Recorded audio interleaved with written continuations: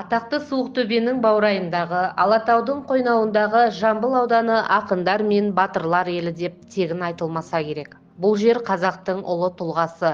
Жетісу өңіріне ғана емес, бүкіл қазаққа аты мәшһүр жыр жампозы.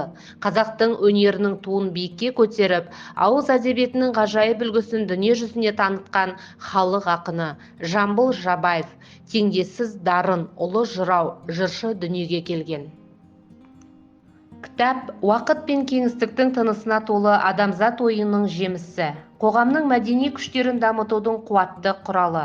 Егеменді мемлекетіміздің болашағы жастардың мәдени танымдық қабілетін қалыптастыратын ортаның бірі кітапхана болып табылады.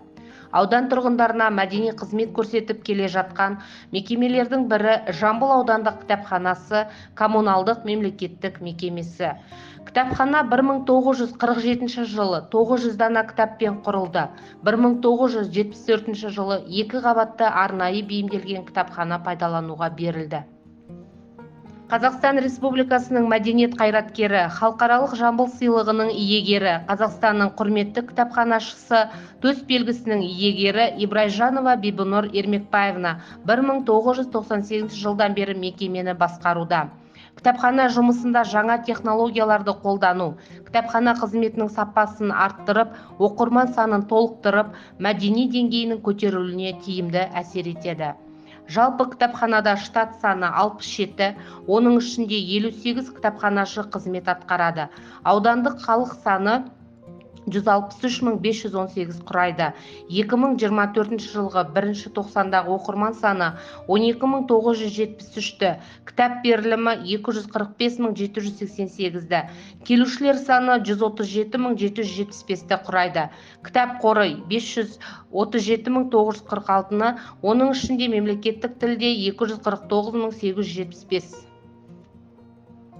Кітапханада ұлттық рухани құндылықтарды, жеке тұлғалардың өмір жолымен таныстырып, жас ұрпаққа кеңінен дәріптеу, кітапхана мен оқырманды, оқырман мен белгілі тұлғалар арасын жақындастыру мақсатында бір көше, бір тарих, оқуға құштар оқырман, оқитын ұлт жобасымен жұмыс жасап, осы жобалар аясында көпшілік жұмыстар ұйымдастырылуда. Жамбыл аудандық кітапханасында кітапхана түні 2023 атты мерекелік шара аясында Дара талант, сыршыл суреткер атты тұлға тану кеші ұйымдастырылды.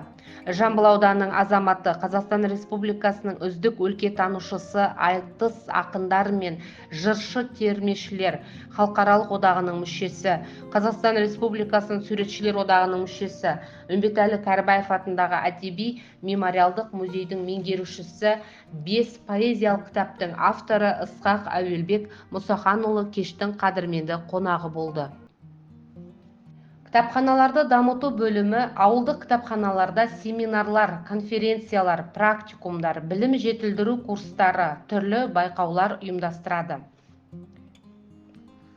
Халыққа мәдени қызмет көрсетуде жоғарғы көрсеткішке жеткені үшін аудандық кітапхана бірнеше рет диплом, жүлделі орындар мен алғыс хаттармен марапатталып, 2022 жылы Қазақстан Республикасы Мәдениет және спорт министрлігінің ұйымдастыруымен Рухани қазына 2022 мәдениет және өнер ұйымдары мен қызметкерлерінің республикалық фестиваль аясында Рухани қазына 2022 конкурсына Жамбыл аудандық кітапхананың әдіскері Тұғышева Гүлнар қатысып, алғыс хатпен марапатталды.